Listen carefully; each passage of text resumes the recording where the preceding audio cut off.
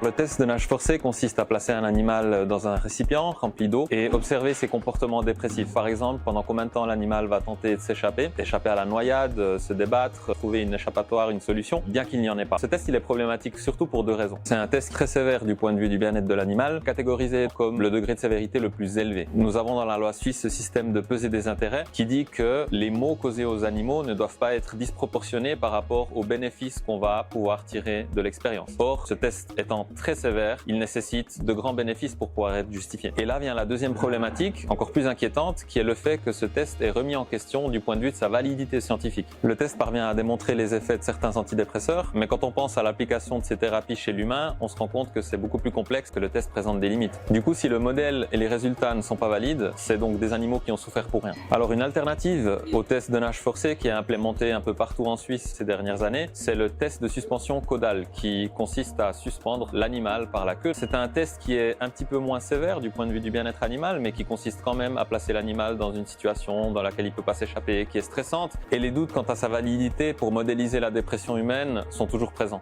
Mais ce qui serait encore mieux, ce sont des alternatives qui ne requièrent pas du tout l'utilisation des animaux, et finalement on pourrait investir plus de ressources dans les essais cliniques avec des humains volontaires afin d'aider plus efficacement les personnes vivant avec un trouble dépressif.